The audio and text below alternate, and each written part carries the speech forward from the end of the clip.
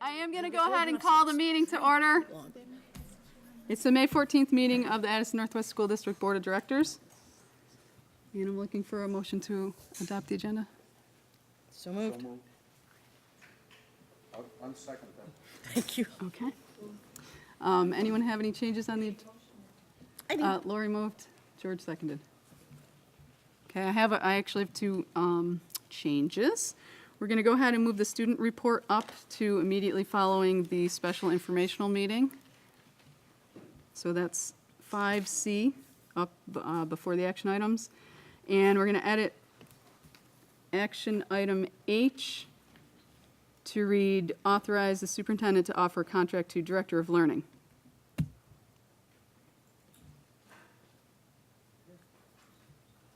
Okay. Do you Anyone need a else? motion? Any other comments? Nope. Okay, all in favor of accepting the agenda as amended, please say aye. Aye. Any opposed? Okay.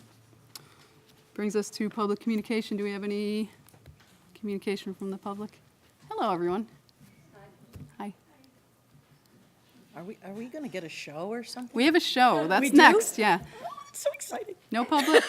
Do you have, Martha? I do. Someone has a birthday today. Oh.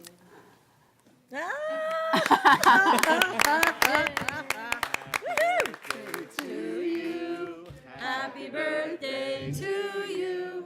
Happy birthday, dear George.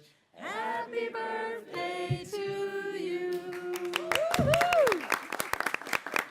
Nice job, daughter. Well done, well done. That's good public communication. That's good. And what George asked for was to get out of the meeting on time. All right, anything else from anyone? Okay, so we have a presentation to the board from some sixth graders at VUES that are going to talk to us about the outdoor classroom.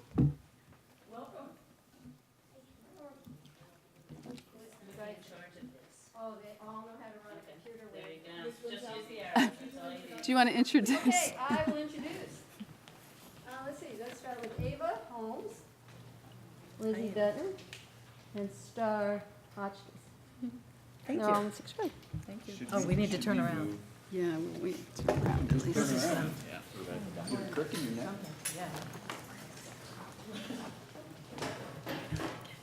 So you can tell them a little bit about what you did and then roll your slides.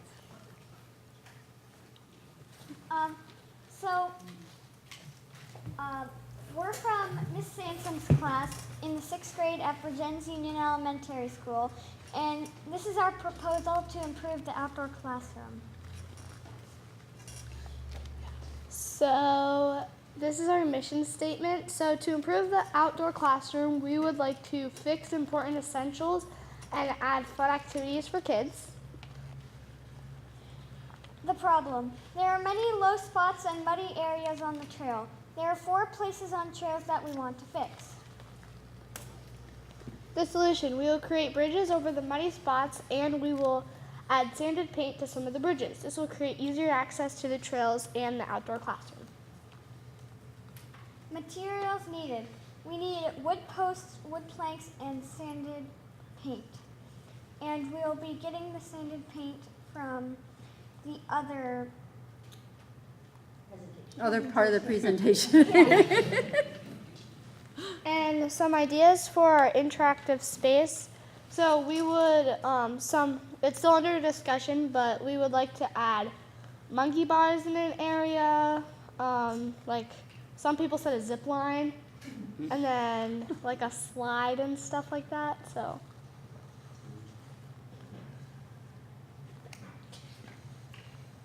Thank you.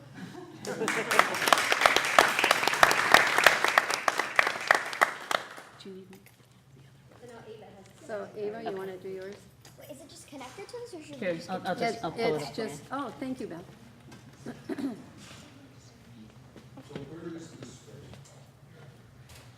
Oh, Alina, you're right on time. Is this the right one? Yeah. Star, you have questions. He asked, where is the space? Oh, it's like kind of connected to the school, so it's on like the side of the school, kind of. So you know where like the skate park is? Soccer field. You know where the soccer fields are? Soccer field, basketball? Out in the back of that. It's property that we as a district own now, used to be divided, now everybody. It's a huge space. Should we start? You two can, go ahead. Okay, so I'm Ava Holmes from Miss Wenzel's classroom. And I'm Elena from Miss Wenzel's classroom. Yeah, okay. So here was our proposal thing. So fixing the outdoor classroom part 2, pretty much. Can you see part 1? Yes. Okay. Or did you want to go over me too? Okay, our goals is we want to pick up all the trash and unwanted items because there's a lot of that in there. And we want to add signs for trails and like saying take out your, like if you bring trash in, bring it out, and yeah. Okay, what is the problem? The problem is that there is too much trash in the outdoor classroom. People do not take care of the trash in the pond. If people want to spend time in the outdoor classroom, they need to take care of it and treat it right. The solution, we could go in, like our class in groups to pick up the trash, and we could also put up signs for wildlife and directions. What is the problem? Part 2. The trails are confusing. Some trails lead to private property, and it just really gets confusing. And there's like people's houses and Yeah, it's just. The solution. We can create and put up signs to let people know what plants and animals live out there, to remind people to pick up trash and identify trails. Needed materials, wood for signs, and it just has information. If you want to learn more about it, there's just a lot of We need a saw and clamps. We need paint for signs. A wood burning kit. I don't know what that is, but. We also need very much need funds for outdoor improvement. We request approximately $500 for our projects. Yeah. So how it works, Superintendent Mrs. Canning gives us funds and we purchase needed materials. Step 2, we work with Ms. Wenzel, Ms. Foley, and Mrs. Pettibon and community members to complete our goals. And step 3, we give you a tour of our improved outdoor classroom. Thank you.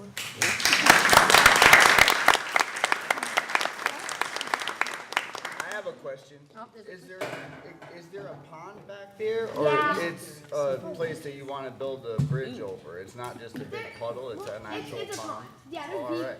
Yeah. I think One of those pictures was the actual outdoor classroom too. yeah. Yeah. That's what it is.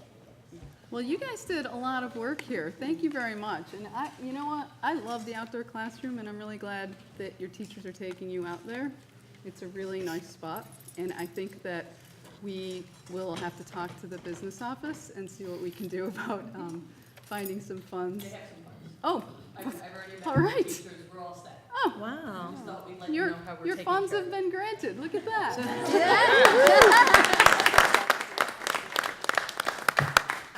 But I have a question. I think you have a couple questions. Do you mind? Go ahead. Do you guys have a timeline? Once you have your funds, which you will have. End of the school year. The end of the school year. 'cause they're June going to- 30 of 2018? That's Okay. During science, we might be doing it. that's ambitious. Science, library, and art. So they really do think they'll be doing it during school?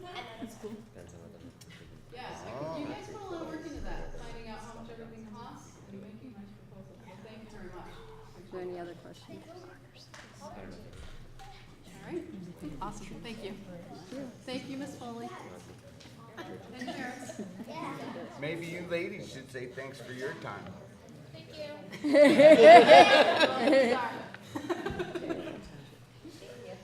Okay. You guys. Great. That was awesome. That was the best presentation we've had. I don't really. Let's have more of those. I know, I love that. That was really awesome. I'm curious, Rose, how did it come about? We saw that Joanne had some money for makerspace on her little thing that she sent us one time, and we said, ooh, we got a project. And the kids want to go out there. Yeah, I bet they do. Yeah, they love it out there, so. We asked them, what do you think the problems are? And they went out and discovered. Did a great job. That's cool. Cool. Yeah. All right, so Joanne is going to now present a draft of or a beginning of the presentation that we had talked about at our retreat, which will show, well, she may not have everything yet, but eventually this presentation will show where we've come from as a district, where we're at currently in terms of costs, student numbers, staff numbers, and sort of put the question out to the public of where we're going to go and what problems and opportunities we have. So while we're getting our technical difficulties taken Oh, it's care a of. PowerPoint. Yeah. Okay, I thought you said it was, okay, oh, we're No, getting PowerPoint. okay. Yes, this is based on a conversation we had at the retreat where the board would like to have something to begin community conversations about the current realities and future challenges of the school district. So this is in by no means a formal last draft. This is a draft, and I'm going to need some feedback from all of you because I was under one set of principles doing this presentation, and some of the feedback that I've gotten is a lot more expansive than what I had thought you wanted to do. So, Sorry.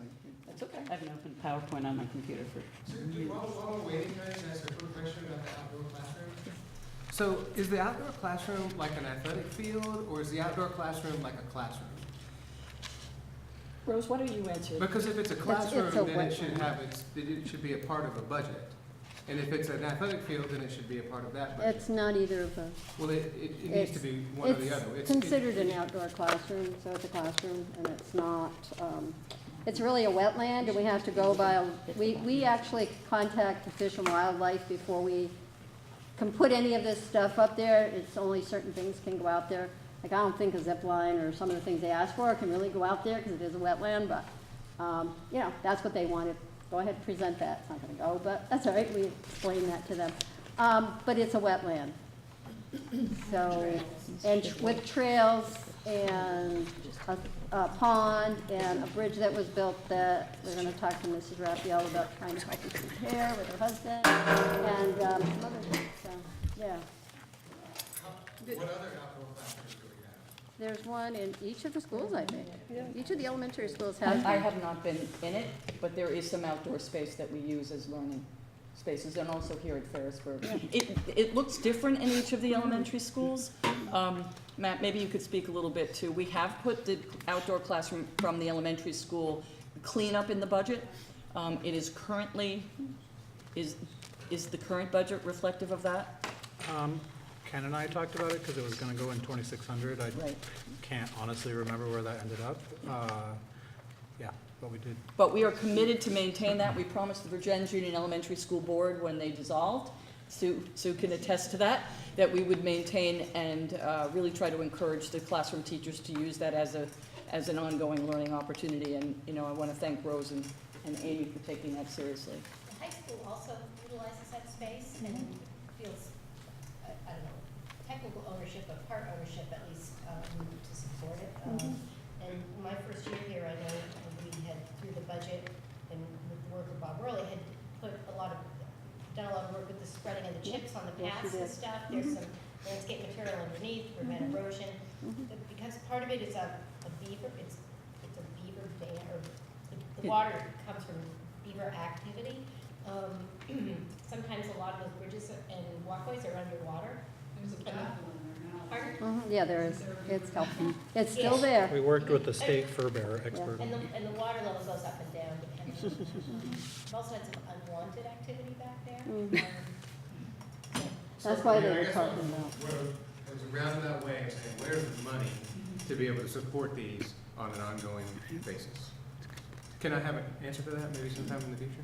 So I think that's a future agenda item, John. We That's weren't prepared to really address I know, that that's what I'm tonight. saying, sometime. But we want you to know we are committed to maintaining the outdoor space in all of our schools and use them as learning opportunities. Perfect, Thank you. thank you. Any other questions about the outdoor classroom? Thank you. The title, I think it's really important that we think about the words that we use going forward with the community, and so I've entitled this the Educational Master Plan, Current Realities and Future Challenges.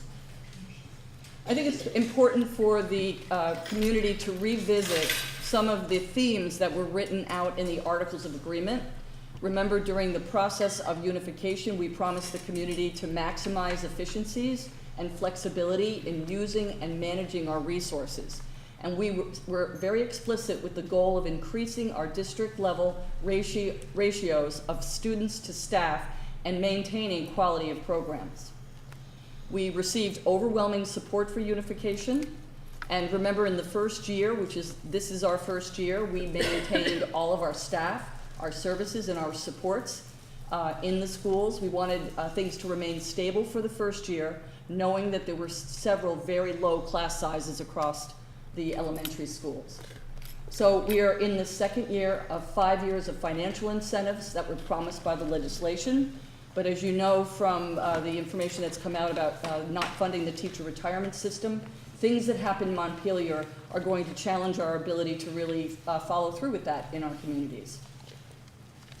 So in the first year of operations, we had some quick wins. I think we need to celebrate that. We created a director of buildings, grounds, and safeties, and we passed a performance contract. And now we're in the process of hopefully saving some money through energy efficiencies and improving our security. We established a food service collaborative, and you'll receive a presentation next month from Kathy Alexander about how well we're doing both managing quality as well as cost. There were policies created to enable students to enroll in all of our elementary schools based on parent choice or student need. We built a unified budget based on the board's guidance that reflected the vision statement for the district, and we expanded our after-school programs to other schools in the district. You should probably put in a number. And third? Okay. Oh, thank you. Thank you. It is a draft. It's a draft. All feedback is welcome. Going forward, we will, and we've been asked to use our class size guidelines to make sure that there's equity across the district for student and teacher ratios. We need to ensure and be really vigilant about each of our elementary schools receiving the same learning opportunities for arts, after-school programs, and maintaining the course offerings that are critical to our middle school and our high school. And when I say placing support staff where there is the greatest need, what I mean by that are teachers and support staff, the interventionists that we have in our schools. Not just because you've had to every year, but it's actually based on data and student performance results. And I think we need to make the public very aware and be prepared for a continuing declining enrollment. And while this enrollment chart is something that we've updated, I just want to remind the board that every time we predict having a certain number of kids in our schools, that actual number winds up being less than what we predicted. So it's an inexact science. We do contact the town clerks to get the number of births that are occurring in the towns, but it winds up, the number of kids wind up being less than what we predict. So in the year 2020, I don't know if you could read that number, I think we're predicting 849. Oh, I can see that. Okay. No, I can't. I think it's 849. Yeah, thank you. And that's equalized? No, that is not equalized. I'll show you that in just a minute. That's a head count. This is a frame that was used by Nicole the night that we had our retreat, and this was based on, at the time, the proposal for, I think it was Bill 911, that talked about a spending cap for the amount of money that we spend per equalized student pupils. This is not the current reality now, but this could be a reality as you go forward. The point is this, that you will continue to experience external pressures that will wind up in state legislation.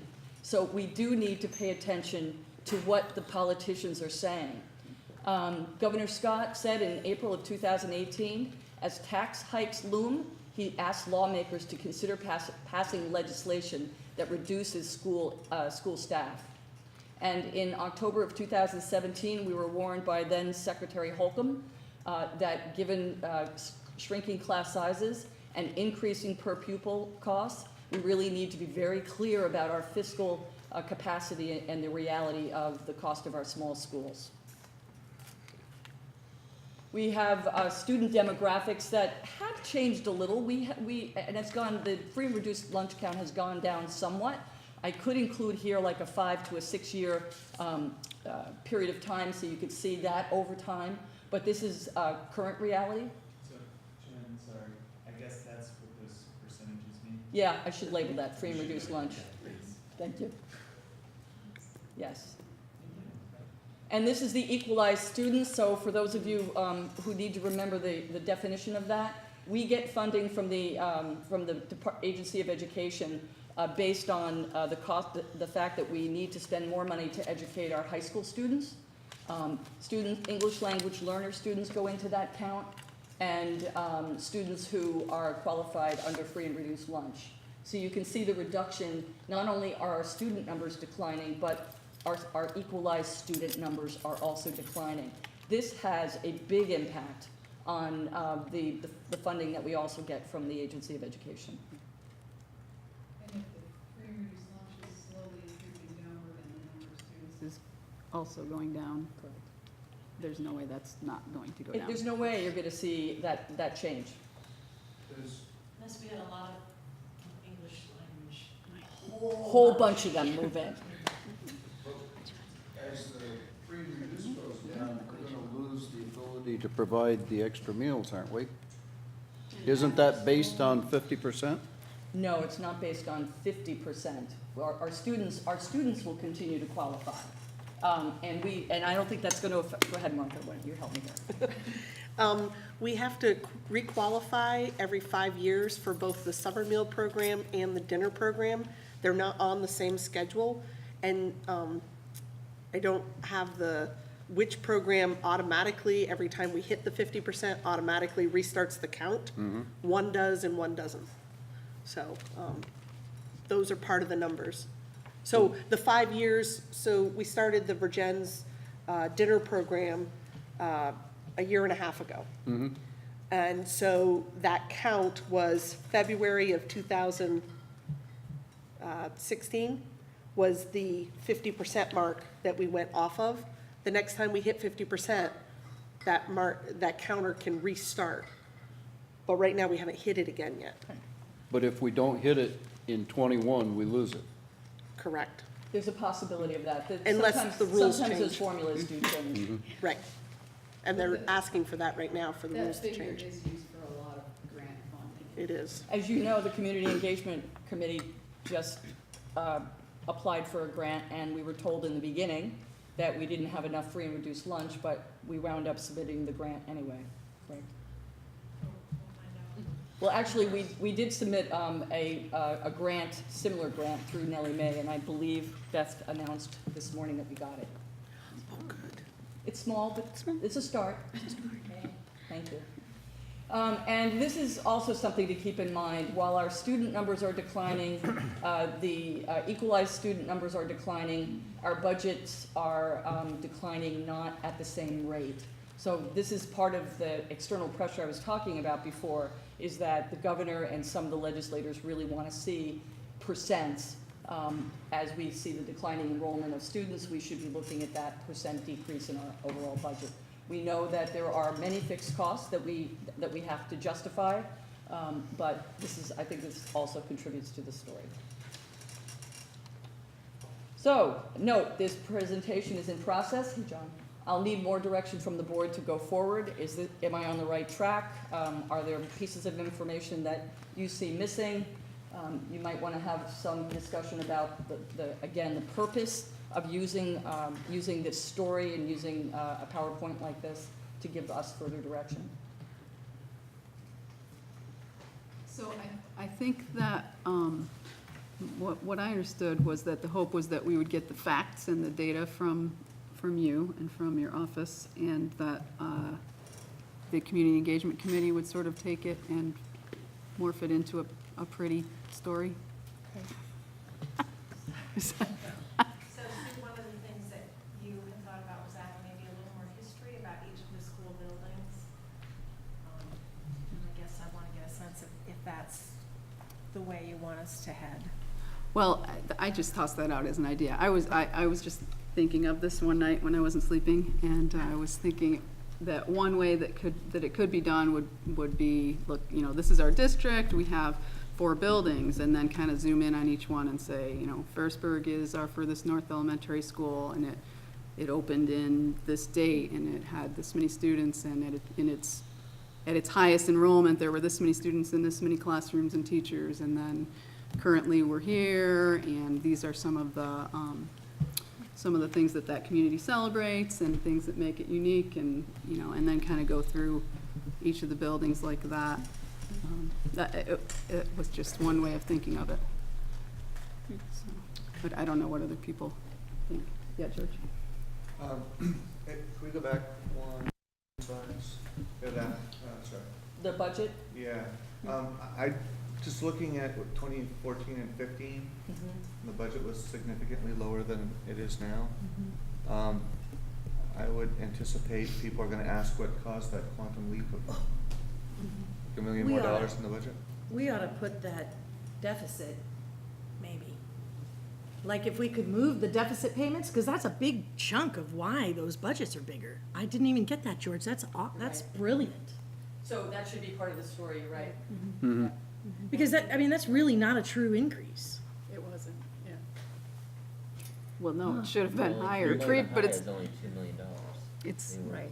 Yeah. Well, and it was a $1.2 million deficit over those 2 years.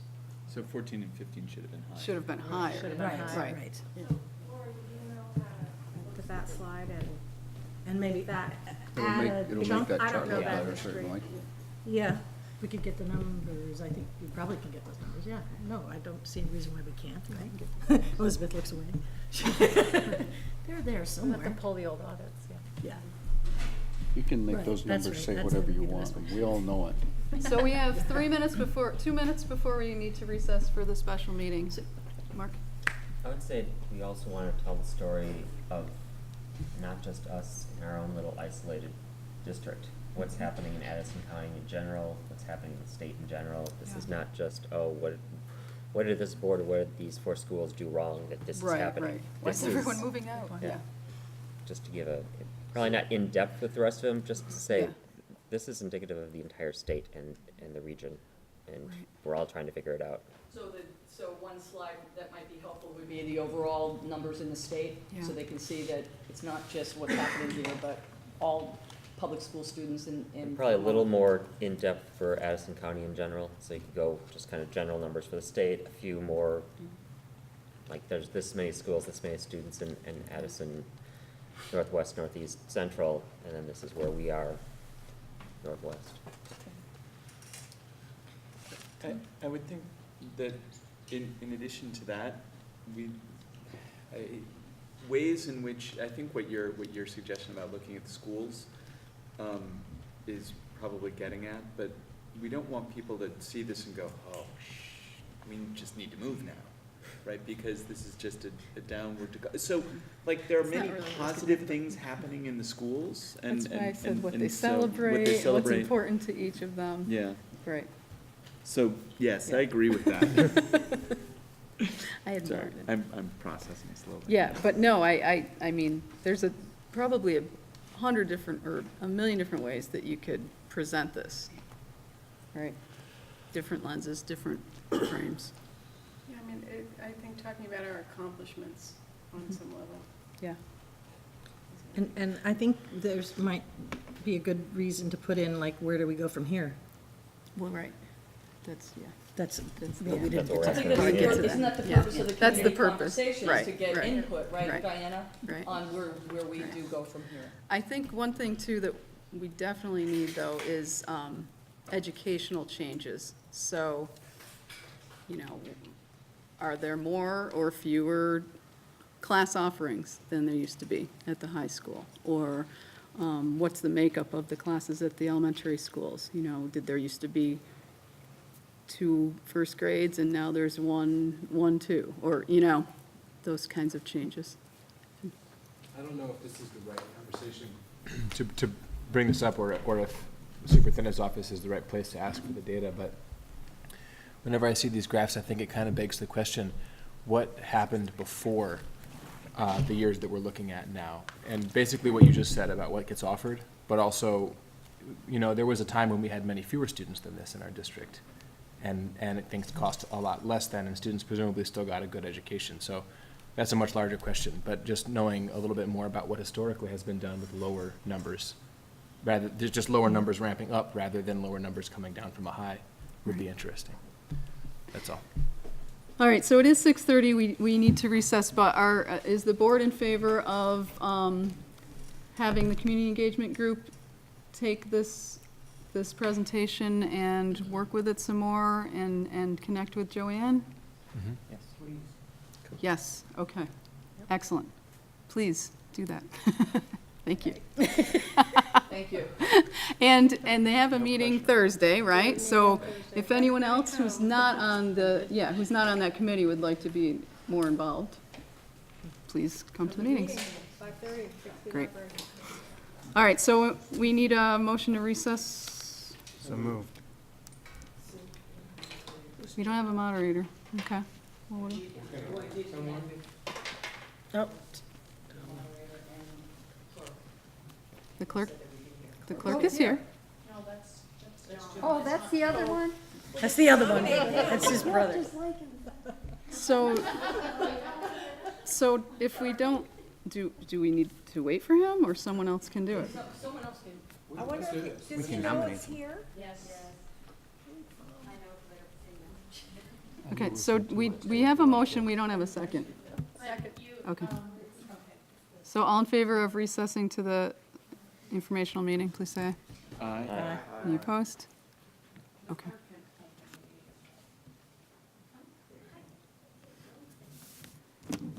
You can open it and then we'll nominate a moderator from the floor. I don't know what I'm supposed to say. Okay, the meeting's in session. I don't know what I'm supposed to say. Good enough? That's it. Sounds good. The meeting is in order at 6:33. And the moderator is, Okay. I think you need to take a nomination. I'd like to take nominations for moderator. I'd like to nominate. Oh, yeah. I will second that. Are you Yeah. 18? Is he a legal voter? Oh, no. Mason! She just locked herself. Are you 18? No, right? Oh, he may be here. Is he here? Joanne just locked herself out. Okay, so we can't have Mason. A resident of. So I can, You know, same day registration, just saying, Mason. Still time before Tuesday. Yes, indeed. Okay. Next No? Tuesday. Is there a second? Diana nominated John. I don't think you need to say. he's on the Oh, phone. so- we don't? I don't Okay, think so. all right.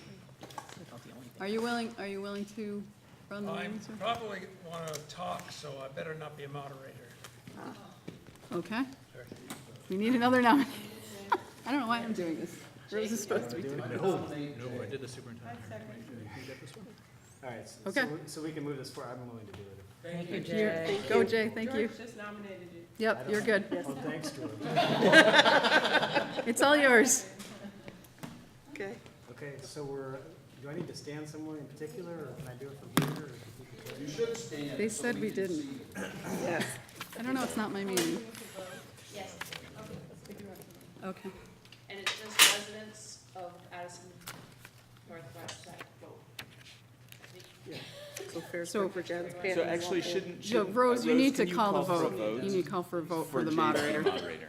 Oh, so Jay Stetzel is moderate? I don't know. Has been nominated to be Oh, All in so we moderator. favor? need to get some votes for him. You just say who's in favor of. Who's in favor of Jay Stetzel being moderator? Aye. Aye. Thank you. Anybody opposed? Did you get nominated? That was George. George nominated, Christina seconded. Seconded?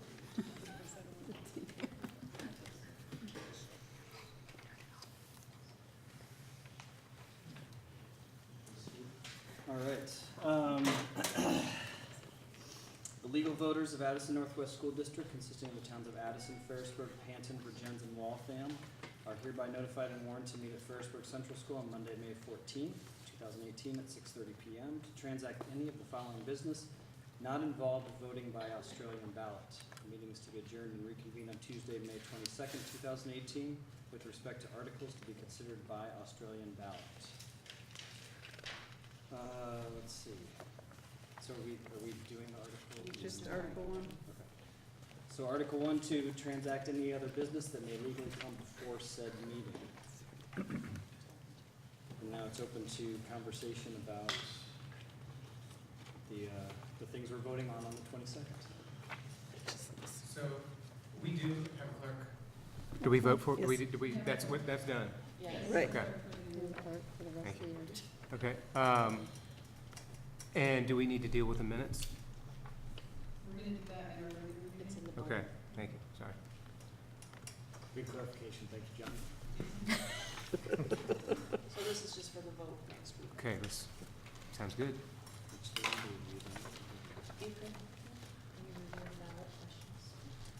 Which are the other, these are the, okay. So I'll read these others so that we could discuss them if need be. Ballot questions. The legal voters of Addison Northwest School District are hereby notified and warned to meet at the times and respective polling places specified below on May 22nd, 2018, to vote by Australian ballot on the following articles of business. Article 2, shall the voters of the school district authorize the Board of School Directors to borrow money by issuance of bonds or notes not in excess of anticipated revenues for the next fiscal year? Do we want to spend some time talking about each one, or if people have questions, I guess they'll raise their hands and I'll call them?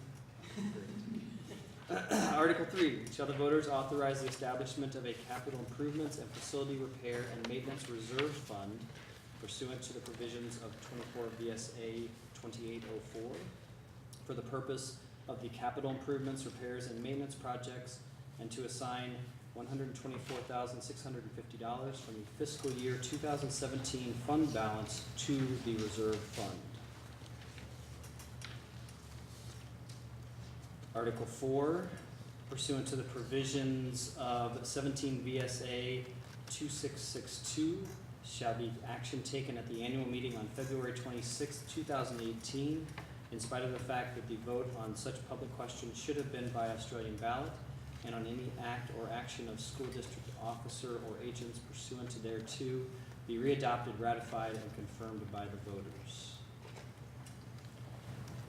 And I believe those are related to those are related to how much school board members are being paid. Right, I'm sorry. Director's salaries and the clerk and treasurer salaries.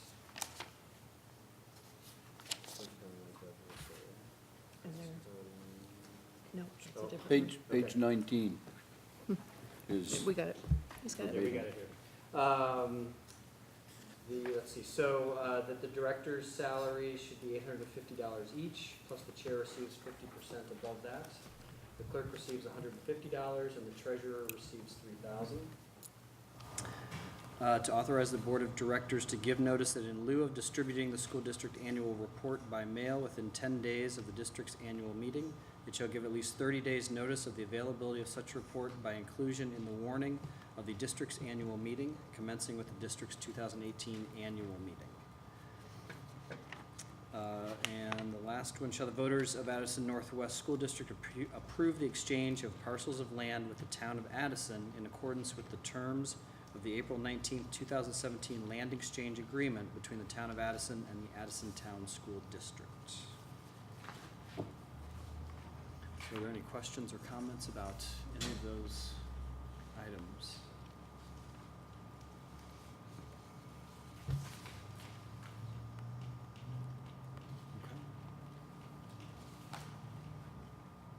Will these actually be on the ballot, these three separate? Okay, so people are gonna have to know that Article 4 are these three questions. Can we provide that to the place, that's information? I know that all went out to everybody, but we're the ones who are gonna be voting. If you want to stand outside your polling place, outside the zone, you can hand out as much as you want and anything you want. Well, maybe not liquor. They can't take this in. Just remember, they can't take it in with them. They have to put it in their pockets. They can't be seen with this in their hands when they go in the building. Yeah, why is anything extra? Because they could write down, there could be statements on here as to how to vote, and they can't have that with them when they actually get their ballots and vote. But when you get in there, you really don't know what you're, unless you've memorized it, you don't know what you're voting for, is that what you're saying? What you're essentially oh, I'm sorry. You're just approving everything that was voted from the floor at our annual meeting. Right, I understand that, Right. but maybe there were people who didn't vote. I don't know, I'm just, Well, there were. it's kind of funny there to were- go to something to vote and not have it clearly written out for you. I'm just, I know. I do understand we It's already the wording voted that for our it. I attorney get gave that. us. I don't, Well, can't the warning be posted inside the polling place? Normally there's an explanation on the bulletin board back here Well, about what it is people are voting on. But Article 4 says, and you'll be voting on all these things that we approved at the, Mhm. and it just says it Yeah. includes a bunch of stuff, Right. rather than The three spelling out items which you that just, it which includes, James- right. Can I, but it was mailed to every resident's home. It was. I got one. It's on the website as well. And it's been on Facebook. I just had to ask if Article 4 included those three things, though. So, I'm curious about. because in here, yeah, I mean, there's a nice little arrow from Article 4 that points to Article then 2, 3, and 4 again. So, I know, thank you, Glory. maybe too late at this point, yeah. I have two kind of process questions. One, do we want to have, this seems silly, but a get out the vote kind of a thing, so that we get people to vote? I'm sending a message through our alert system before the vote next week, by the end of this week, reminding parents. We also put a notification in our communication to staff and asked them to consider absentee ballots. I know that notification has also gone home or will go home to parents through the e-newsletter. It was in the Independent. It was in the Addison Independent.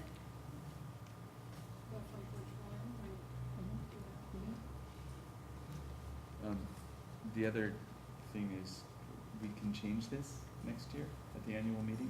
Do we know what the process is for, if we want to pursue making this different so we can actually do something at our annual meeting instead of voting on everything by Australian ballots? We would need to change our articles of unification if we want to be able to vote from the floor for public questions. Do we want to consider that? We could consider that. This is an interpretation that we've been given advice on, but we could contest that. This is, Yeah, this let's costs. put it this way. This costs Let's here. put it this way. The Secretary of Education responded to a community member. The Secretary Secretary of State, I'm sorry, responded to a community member around this issue and fell on the side of what we're doing right now. I have your attorney, who also spoke to someone that works out of the Secretary of State's office, who support what we have already done. So I think there's a healthy disagreement, and we decided to go to a higher standard so that we could not be criticized, which is the Australian ballot approach. The question is the definition of public question.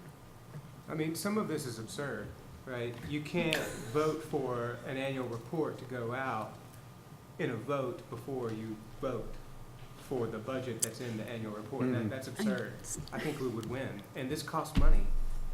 Well, And I'm not sure that we need to, I would like to push back against the view that we have to change our articles. I think we should find another way to move this on. Okay, so just to be clear, we would have had to go to a vote anyway at Yeah. this point? So the fact that we added Article 4 isn't costing us any money? Because we had to go to a vote for the borrowing of money and the capital Okay, reserve, all right, fair enough. facility repair and maintenance reserve Right. fund. Right? Okay.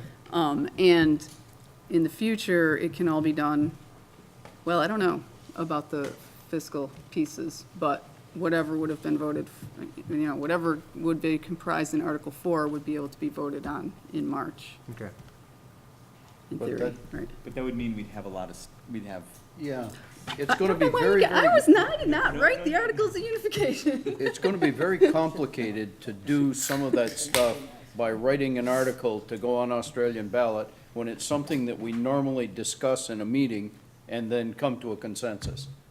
It I agree. it takes the whole process and throws it in the trash can. Okay. so at a bare minimum, we need a better solution, either to determine that we don't have to change it because of X, Y, and Z, or the process for changing the Articles of Unification Would be a vote.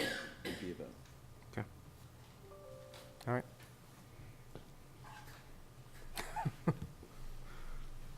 Any other comments or questions?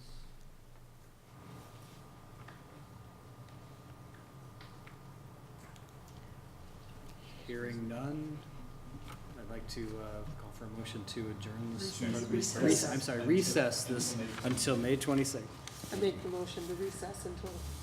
till Tuesday, May Oh. 22nd, 2018. That was Martha Rose, if you got that.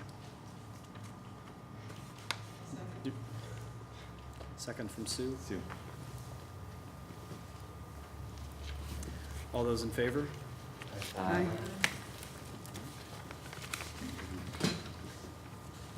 Thank you, Jay. Thanks, Jay. Yeah. Thank you. Do we need a motion to read? I don't think so. We'll just call back to order. Did you observe Article 2? I didn't hear you say anything Article 2. in your agenda. I didn't hear that when we started. Public communication? Yes. We did I public think we did. communication. Okay. Yeah. Your Martha daughter gave- Yeah. brought it you. was- Happy birthday. Oh, Blank okay. that out. That's what he remembers. I expected questions or something, but, Okay, okay. so Sorry. we're gonna go back into our Board of Directors meeting at 6:47. And we are going to begin with the student report.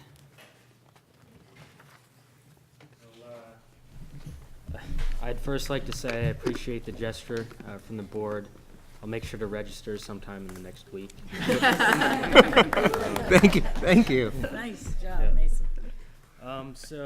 In terms of academics, this is a very chaotic time for, I think, everyone at the high school as the year is coming to a close. AP tests are currently going on. Many students have already taken AP tests or are in the process of taking the test for the classes. The VUHS Safety and Wellness Day was very successful. I think Mrs. Rappaport can attest to that. I think a lot of students enjoyed that. 2018 Boys State delegates have been chosen. They are Saper Belair, Jack Halpin, Wade Mullen, and Dylan Rappaport, with an alternative being Zeke Palmer. He is going. Yeah, that's nice. End of year PLP presentations are going to be this Wednesday, May 16th. Seniors are going to present in the afternoon, whereas everyone else in the high school is going to be in the morning. These presentations give students the ability to, or the chance to kind of explore topics of how they developed over their high school career, really delve into how personally they have developed over their high school career and maybe what they want to do in the future. In terms of sports and athletics, the reopening of the high school gym has arrived. The gym floor has been renovated. It looks really nice now. Spring sports are fully going on right now, I guess. Lacrosse, baseball, softball. In terms of seniors, lots of stuff going on right now. Lots of college, university decisions have already been made by lots of seniors, a lot of happy faces around. Scholarship deadline has passed, although I'm sure more opportunities may arise. The senior walkathon is going to be on May 30th, which is a Wednesday. We're in the process of fundraising. The goal for our class is going to be $3,000. We've already secured, I think, around $400 to $500, which is pretty good so far, but we're still trying to collect more money. Graduation is quickly approaching, June 15th, so that means another more month or so. In terms of extra things, the Fine Arts Festival was from April 18th to the 19th. Summer programs being presented. And then the junior prom was actually held this past Saturday at Basin Harbor. But before I close out the presentation, because I'm not sure I'm going to be able to make it to next month's board meeting, because of just all the chaos of the senior stuff going on, and because it's my senior year, I'd like to offer my greatest sincere thank you to the board for allowing me this opportunity to give student voice to the board and to just allow me for being here, I guess, all these years. So thank you for that. You're welcome. Thank you. Can I ask you questions? Thank Yeah. you, Mason. Thank We're you. very, very much appreciative of all of what you've said. Thank you. Yes, go ahead. Governor, you can all say, I know. Exactly. When we had him, got him to register. I will. I know it seems hypocritical of me. saying that. Mason, I think you have a question. Do you have a question? Sorry, yes. I just wonder when the PLP's presentations for the seniors start. Do you know the They start at time? 12. At noon. And we still have a track team, don't we? Yeah. Okay. I didn't hear it in the list, I just wondered. Thank you so much. Thank you. Thank you. Have a good night. Thank you all for this opportunity. Really. Thanks, Mason.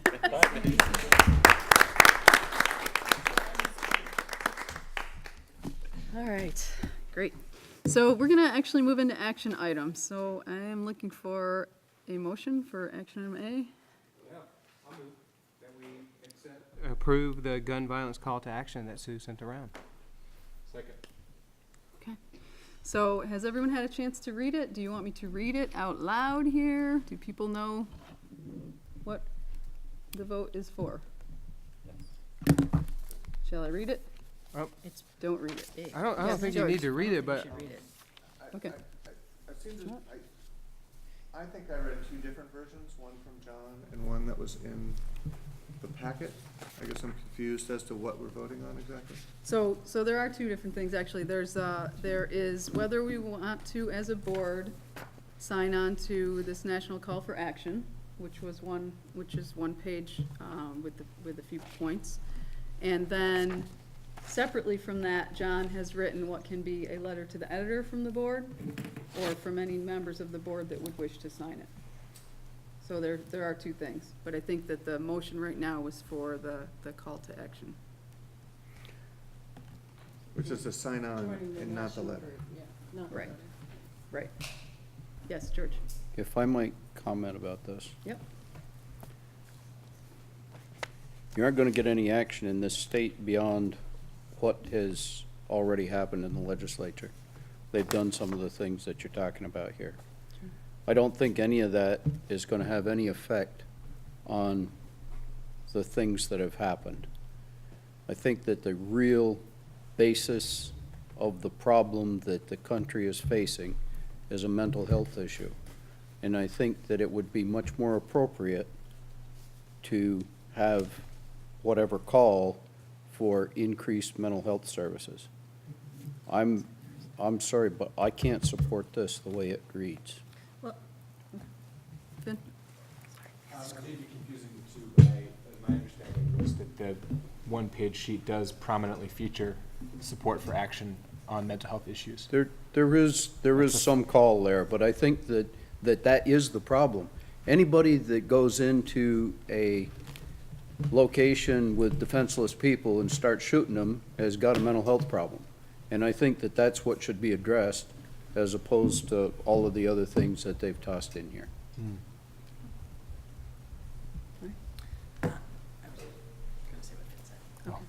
There's nothing stopping us from later putting out another call for more information there. I don't see a problem, I don't see one negating the other. Yeah, can I speak? Please.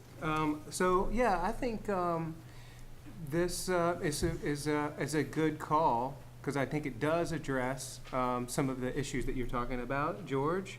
and it's also expansive and offers a statement from us to national and state leaders and community leaders that these are policies and hopes and desires that we would like to see addressed, because we can go around and have our own policies and our own procedures, and without the rest of the context, without the rest of the community at work, we're not going to see the changes that I think that we want to see. So that's why I would advocate for us signing on to this, in addition to the letter that I wrote as a way to communicate to our community that we're not just sitting here saying, solve the problem in Washington or Montpelier. We're saying, get to work in Washington and Montpelier on these things, but also as a school district, we're doing some things at the level of policy. We're doing things, we want to communicate the great things that our school staff and faculty are doing. We want to use this position to say the money that we've received, the bond, that we're doing things to make our buildings more secure, and that we are interested in partnering with our first responders that are our neighbors, and we appreciate their work. And we can use our position as leaders in this community to educate all of us about good, safe practices for trying to make a safe learning environment. Like saying, as a public official, it is good to talk with your children about school safety. And so signing on to the call, plus what I hope is done here in this letter and others, is the right step in the direction to making our schools more safe. Chris? I think that there's a couple of statements in there that I would find challenging, in the sense that without seeing specific policies behind what it is they're proposing, I may or may not like it, but in general, I like the conceptual idea of the whole entire list of all the areas that we would work on, and then the fact that it seems quite inclusive of all kinds of solutions. But I don't want to be in a position where that if one of those was taken and written out in a way that we didn't like, or a way that, you know, that I could see there being areas that I probably would disagree with the details behind some of those. But I think I can support the general concept and move forward. Okay. It's hard to know when we make a strong call for action that all the other people involved in implementing that action will do it in such a way that's exactly what we intended. Right. But I think that goes for any kind of action we call for at a higher level. I think that I was surprised and happily surprised and pleased to read both the wording of the statement as well as the wording of your letter. The motion on the floor is just about this statement, right? Are we going to later discuss his letter? Yes. Okay. So I'll save that for then. But I support signing on to both of them, knowing full well that perhaps somebody at the state or the nation takes these words and botches them and then tries to make us suffer for it. That's part of being in the public eye, and we'll have to deal with that if the time comes. But I think that a good job has been done in drafting it. I support it. Does anyone else want to speak before we vote? I'm really appreciative of coming up with this. I think it's something that we should all be talking about. And I also, if this passes, I would like to see it a copy of it go to the VSBA. And it'd be great if it went to our legislators too. Mm-hmm. The VSBA could also sign on to it. Yes, that is a good point. Thank you. Okay, so I guess I'll call the vote. So all in favor of our board signing on to this call for action, please say aye. Aye. Opposed? Nay. Any abstain? Okay. All right, the ayes have it. And along with that, John has written a very thorough, lovely letter that can go to the, can be a letter to the editor. So John, how do you want to have board members who are in favor can attach their name to it? That would be great. And that way, if people That would don't be want to great. be I'll send it around to everyone with just a yes or no, if you want to do that, and you can reply directly to me. I'm really not gonna change it all that much. I think, I'll tell you what I started to do. I started to think about signing on to something like this. And I didn't want to be in a position where I was just telling somebody else to do something and not doing something ourselves. And I think we are doing a lot. We need to communicate that to our community members, our families, students, staff. I'm willing to say, for example, unequivocally, I am against arming our staff and faculty. This is up for debate in some ways, but I'm willing to make that position, and I would like for you to join me with that as well. I would also like to take the opportunity as a board to say something directly to Chief Merkel, our local police officers, and our other first responders, our appreciation for the work that they've been doing over the past few weeks. I think this allows us to do that, so. Anyway, okay, I'll send it around. Great, thank you, John. Thank you for doing that. All right. Okay, action item B.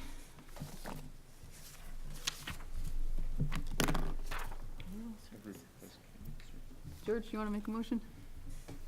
Yeah, I move we Approve who? Awarding the contract to? Yeah, it really doesn't say there. It's a but- proposal. Okay.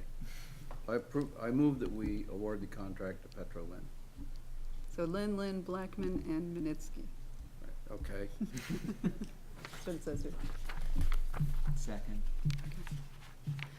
Okay, so, last week, I think it was, George, Chris, and myself, and Elizabeth, and Joanne and Glory met to open the proposals for legal services. There were 4 proposals that were received, and we discussed wanting to sort of just make a fresh start as a new unified district, and making a change, and we looked at the costs, and there was, is it McNeil, Lenny, Sheehan that does this, or Stitzel Page that we use for special ed?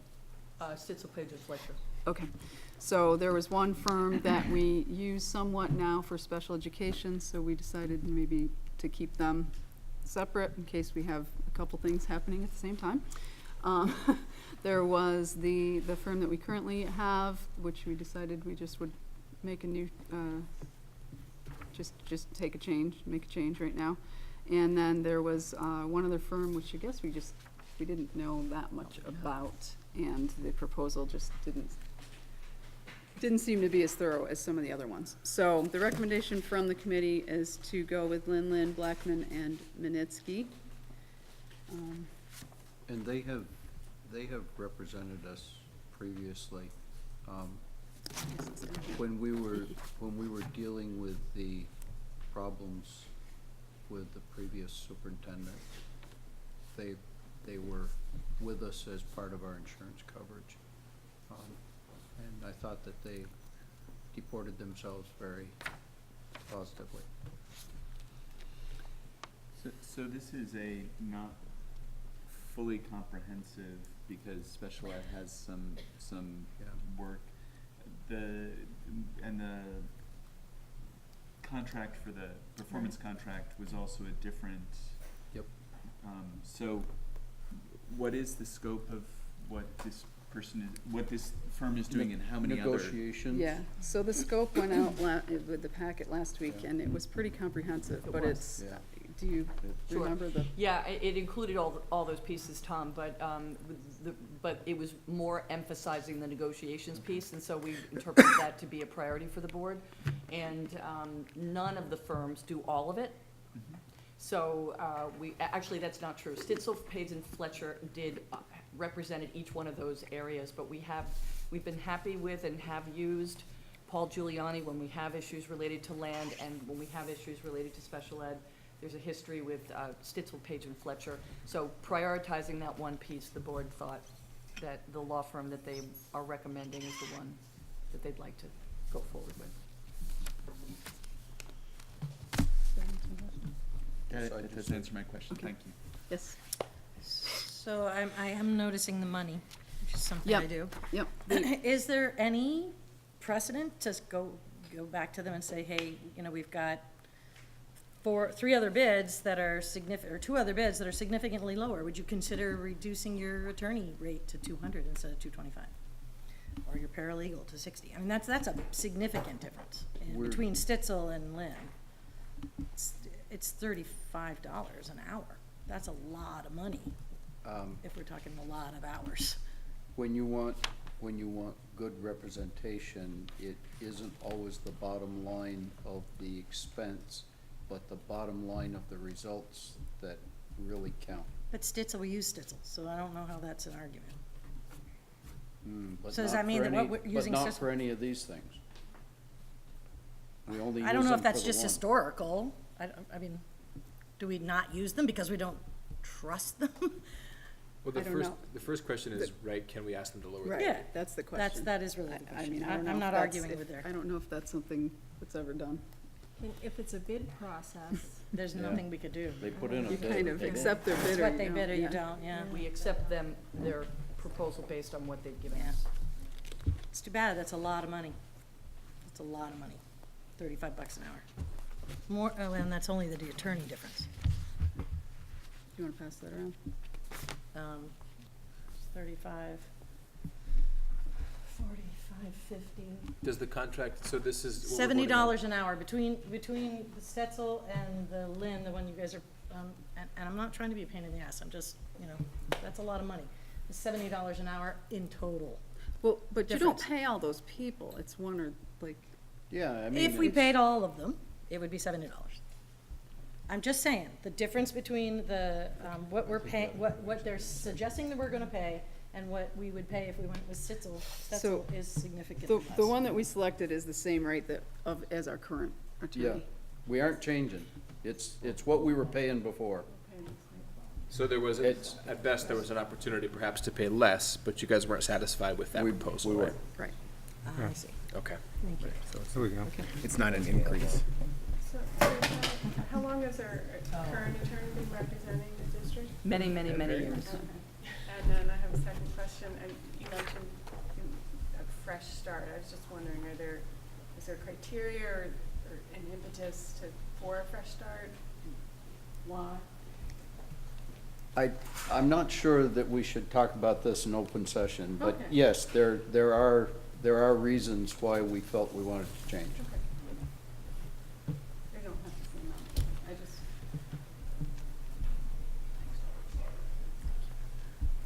All right, any more questions, or shall we go ahead and vote? Okay, so all in favor of accepting the committee's recommendation, please say aye. Aye. Any opposed?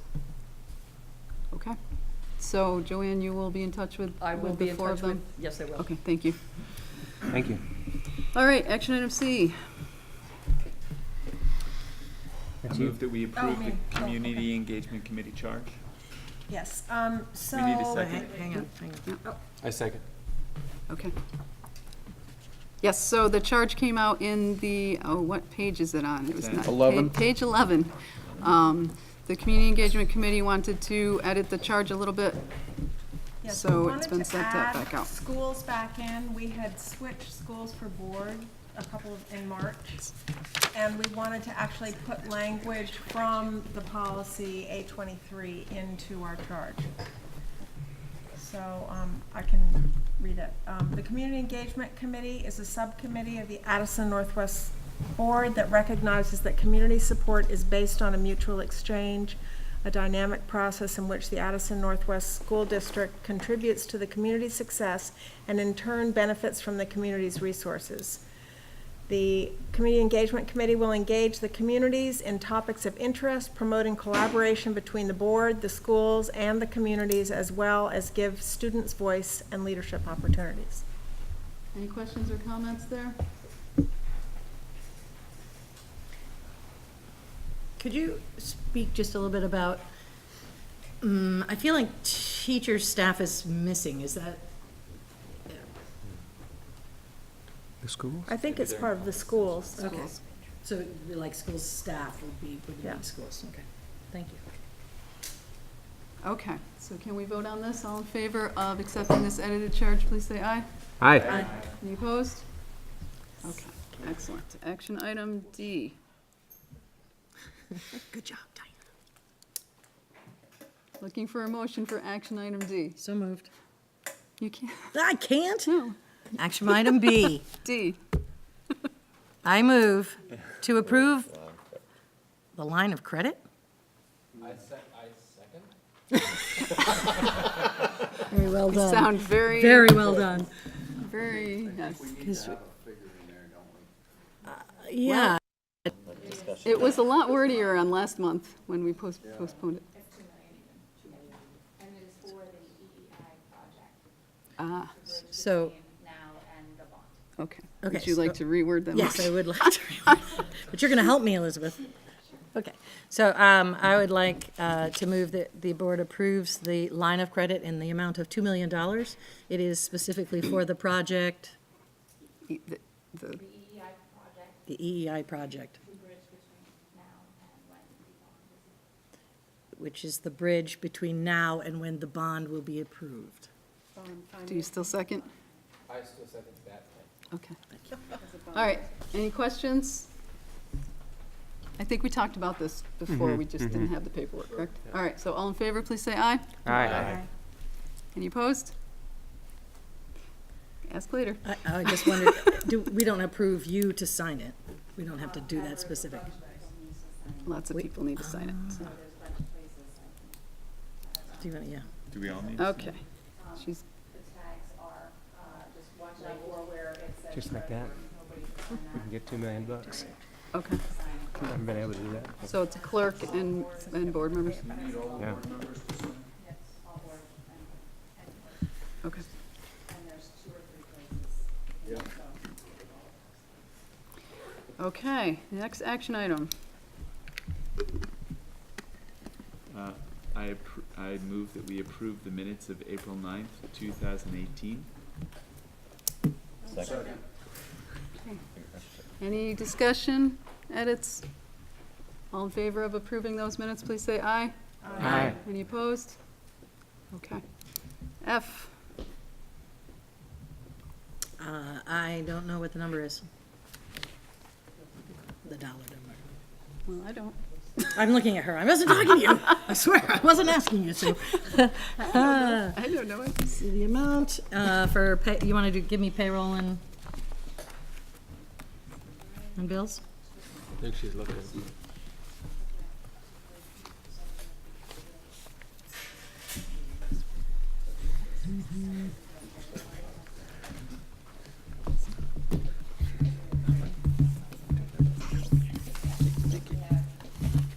Payroll is $920,515.47. We have accounts payable, $631,736.34. We have a third, because we are now running student activity check account warrants, and that is for $12,620.52. I'm sorry, 12,600. $20.52. So I need a second. I will, is that the, okay, then I'll move that. Yeah, I already had that. I need a second. You have it. I need a second. Okay. So, that the 12,000, that was not included in the accounts payable list? So it is not. It's a separate warrant now, and you'll be seeing that on a monthly basis. We will be cutting checks, and it was recommended by the auditors that those warrants also pass through the board every month. Okay. And so I'm not sure I got my question answered. What I'm trying to determine is when the finance committee reviews bills and director's orders, was that $12,000 included in their pool of things that we were looking at? Yes, I believe it was, yeah. Okay.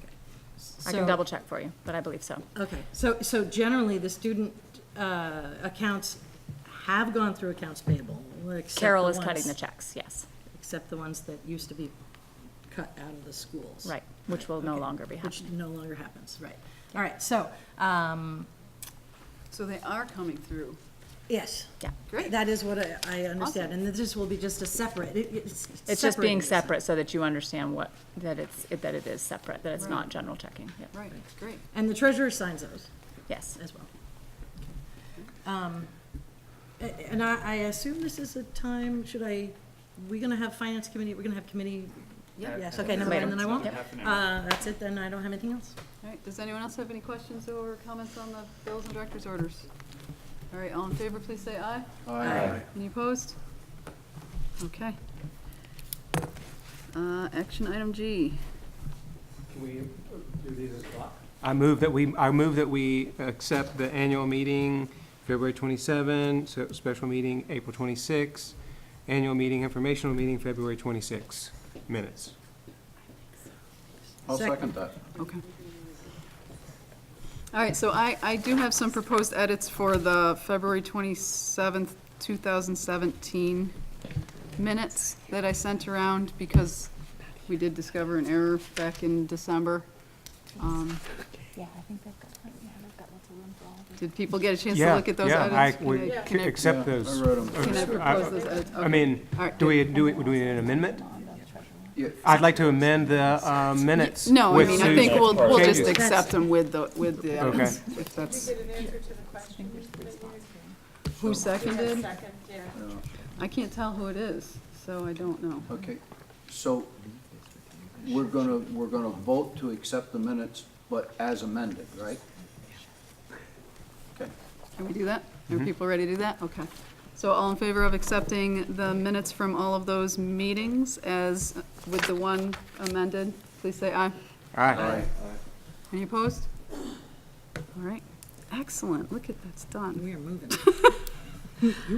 Okay, so, a motion to authorize the superintendent to offer a contract to the director of learning. So moved. Second. Okay, Joanne sent out a lot of information about this person and the process, and we have a job description. Anyone have any questions or comments about that? All right, so all in favor of offering the contract to Kim Audat, please say aye. Aye. Any opposed? Thank you for all that information. Yes, good. Helpful. All right, that brings us up to the policy. Okay, so I'll move, I'm gonna move these as a block, that we accept the revisions. These are, we're not accepting a new policy here, these are revisions to policies that we already held, A20, C2, F20, F21, and F32. Second? Okay, any questions or comments on those revisions?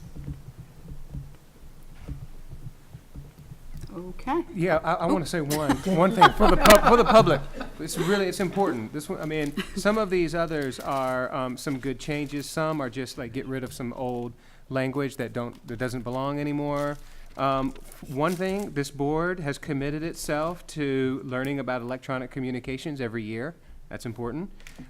We've made some specifically in our policy that our committees are going to follow the same rules, Robert's rules, and same agenda distribution and minutes as our regular board. That's important for transparency. We are, finally, we have some better fiscal management that will be able to, that works for both keeping us being accountable, holding the business office accountable and allowing the business office to do the work they need to do. And the last one, which is really important, is prior to this year, we had a policy on school prevention and response. And it's a good policy. It's a policy that the VSBA recommends, and it requires some procedures which we can look at. But we never really asked to learn again about that policy and how it's implemented. And by writing this in, the superintendent and we in the policy committee agree that it's important to learn every year about our safety, our emergency prevention, our crisis prevention and response. And that's why we're doing this. Thank you. Good. Okay, so all in favor of accepting those policy revisions, please say aye. Aye. Aye. Any opposed? Okay. Thanks for being on top of that, John. I know. It's really, Look at it's this, we've got super awesome. policies, we've got Boogie. cooking. All right, J is the revised board resolution. So, okay, we need a motion. I move that we approve the revised board resolution to assign the 2016 and 17 fund balances. Right. I'll second that. So this is, we actually saw this last month and we just didn't vote. Okay. The date of the vote needs to be fixed. I believe it says the 15th. That's it.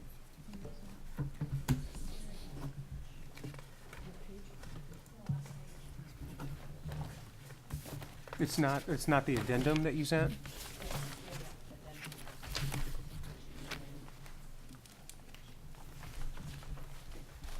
What date needs to be changed? It says the vote. It says the date of the vote on it. Where is it? It's I know, I read under it. 15. Oh, yeah, number It says, 15, yeah. Oh, I this see. amount to be appropriated in Yeah. the May 15th, 2018 Australian ballot. So it needs to say May 22nd. It's an addendum.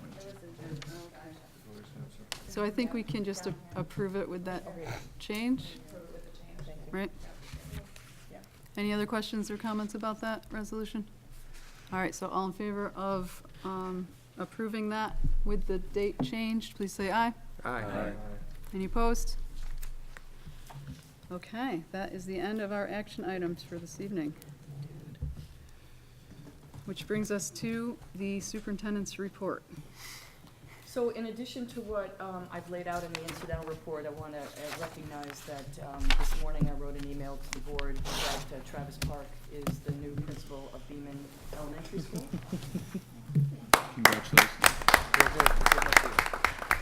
I just want to say, I know that this was a difficult decision for Travis. He lives in that community. He used to work in that community. He's got a lot of personal and family ties there. He's really, I want to speak for him. I know he's grown a lot in the last 2 years in his role as principal, and congratulations. Appreciate all of you and the opportunities I've had from my fellow administrators, but also from the board, and just getting to know all of you as well. It's been a great opportunity and experience for me, so I appreciate all of you. Well, thank you for 2 great years. Yeah. Addison's a wonderful place, so Addison School. So I have heard from some of you wondering what the plan is next, and I want you to know that I have thought about it. I thought about it last week, and I was in contact with Patrick Green recently in discussion about Travis, and they had actually 12 applicants for the principal position there. There were only 3 of those applicants were viable, which means that sometimes people apply for jobs that they don't have appropriate license for.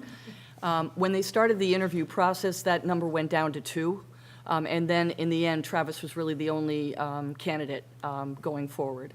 So that, I want to say that as an example that this is really late. So I've been in contact with the Vermont Principals Association, and I'm aware that there are some very highly qualified, experienced principals who would be interested in an interim position.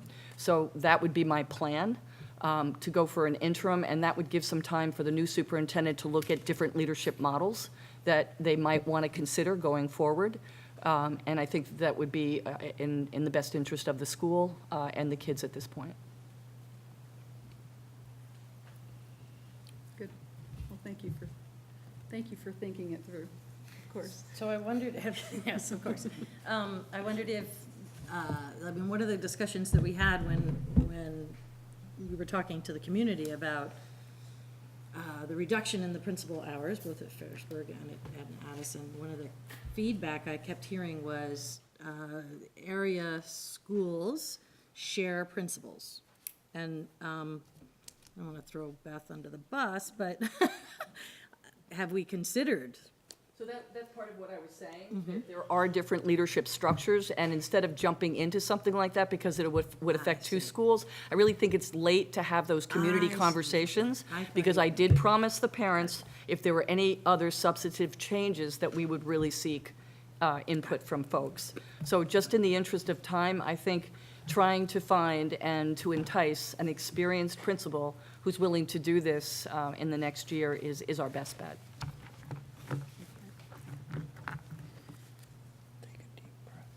Do you have additional things to add or comment on from your written report? The only other comment I would make is, in terms of the concussion data, that was really just from 2 schools. There were 2 schools that actually had no incidences of concussion at all.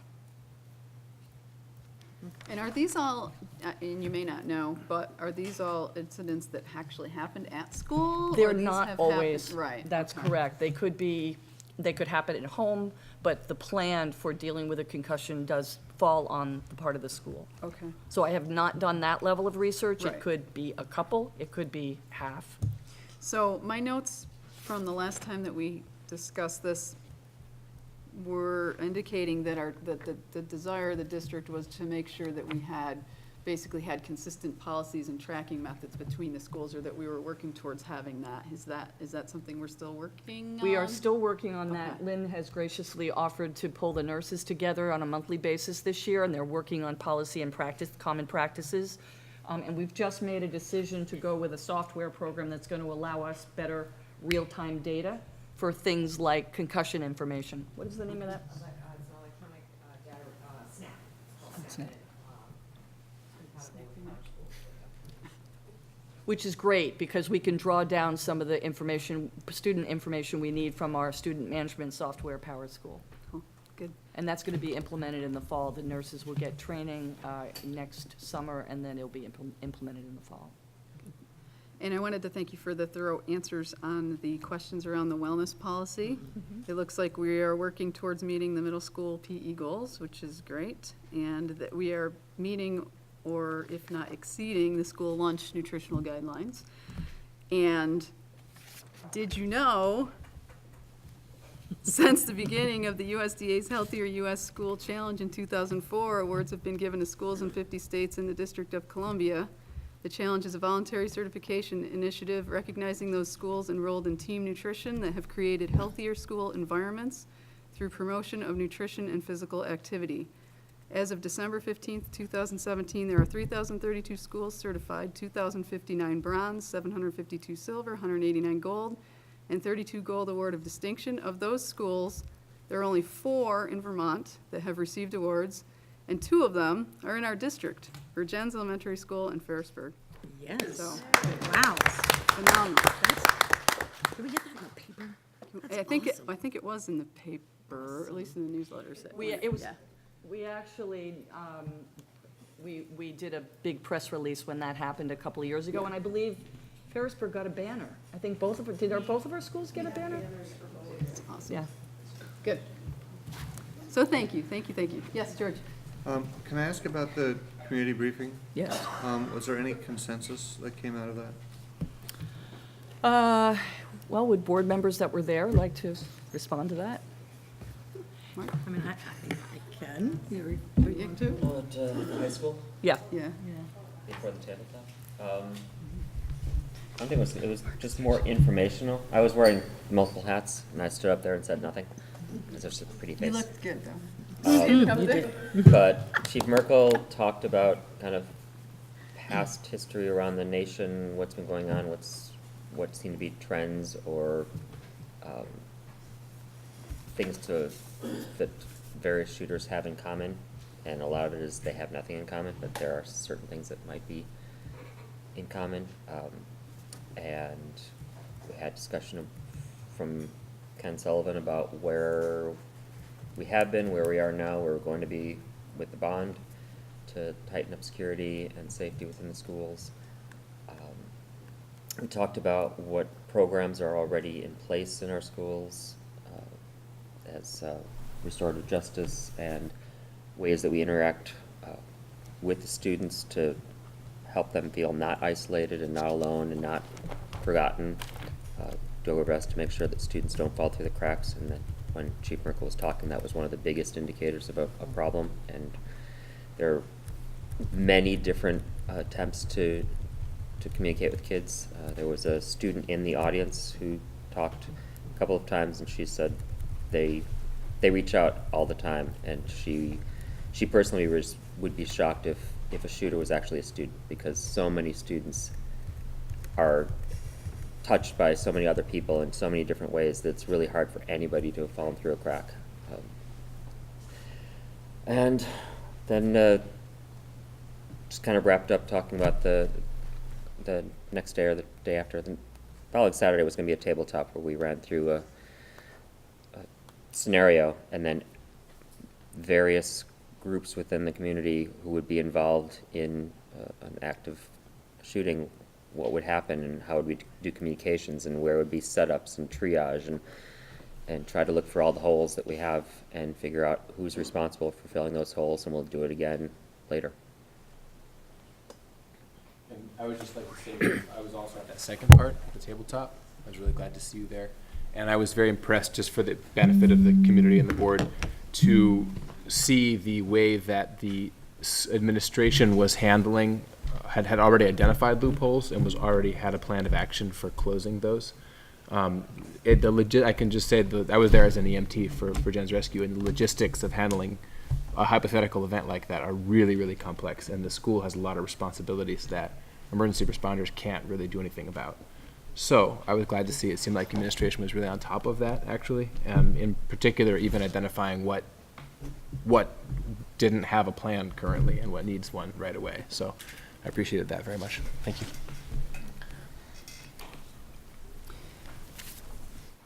All right, anything else for Joanne? Thank you for this chart.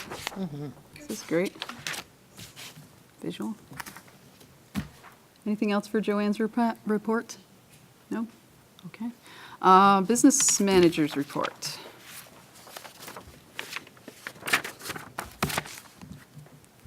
Thank you. I don't have any additional comments unless people have questions. I just read back through what I wrote, and I don't think I have anything more that I didn't spell out pretty clearly. No, I thank you for the clear explanations, and it looks to me like we're in good shape. Yeah, definitely. And thank you for the updated fund balances. Anything for Elizabeth? No. Okay. Want me to say that again? No. Maybe. No questions this time. Thank you. Oh, yes, thank you. You're welcome. Thank you. Okay. All right, principals reports. Anything for our principals? Addison, it sounds like it's a lot of fun down there. Boy, field trips, plays, Genius Hour fairs. It's just a big party, isn't it? That's good. People learn when they're having fun. That's good. Nothing? Yeah. I was curious about the spelling group and what the spelling group was needing to solve. Like, why do you have a spelling group, and what's the problem that it's trying to solve? Okay, I can talk about this. There was a question brought up by some people, I can't remember who exactly. I mean, we have an approach to spelling that's, how to put this politely, what? Yeah, sure, sure, your word, I'll just use yours. That way it's not mine, Tom. So a group of us started meeting earlier in the year and talking, and we included Margot Grace from here and Cheryl Thurber on our initial set of notes to kind of clue them in that we were having this conversation.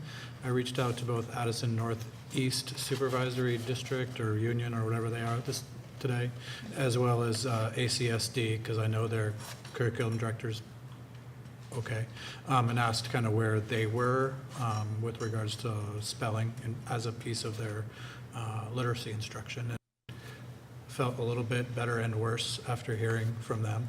And I won't do that because it's on videotape. But I'll talk to you more about that some other time off the record. So just looking at consistency of approach, as well as consistency of programmatic expectations for spelling. So that's what we're trying to develop. So there's been a lack of consistency? Yep. How do you spell consistency? With a C. And would that information then be shared district-wide? Is that the goal, or? Especially now that we have a director of learning. Yeah, there was a little void in the middle of the year, Right, so. right. Yep. All right, cool. And Ferrisburg's GOB, third place? That's fantastic. Yeah. It was a first effort, so Yeah. that was very cool. That's great. And the kids were so excited, and so I know that next year there'll even be more out there Good. All right, anything else for our principals? No. All right, moving on. We already did the student reports. That brings us to the board, and I don't have anything, so Christina? Oh, let's see, I have a few things. I attended their meeting last week, and I just wrote down a few items I wanted to share.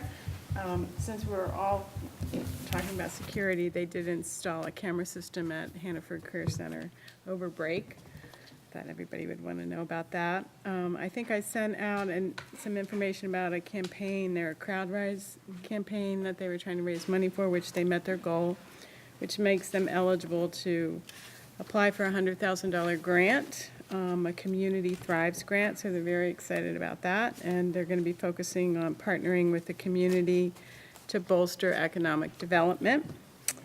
There's an after-school program that's been going on that's being mentored by 3 Middlebury College students, and it's called STEAM, and that's been very successful there. And they're doing robotics and coding and all kinds of really interesting things.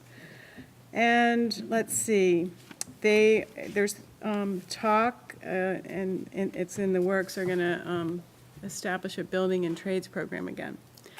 Which is great, and it's going to be for students and adult ed. Oh, nice. Yeah, so adult ed for sure in the fall. I don't know when the student program will, probably not this fall, but. And then last but not least, they've added a fall class program, and it's going to be computer programming, computer science class, which is going to be a year-long class. So that's it. Great. Sounds good. Thank you. Thank you for representing us. All right, VSBA, anything? Sure. So we met last week on Wednesday, and a couple of things. I guess I'll start with the lightest one. We were talking about teacher appreciation, and one of the board members said they rented an ice cream truck. I know. I thought it was so cool. So anyway, I was like, but the thing, I guess they had to time it really well because the kids couldn't be there. This was just for the staff. Right. So anyway, I just thought that was a really neat idea. It sounds like state negotiated health insurance for our teachers and staff is probably going to be in the near future.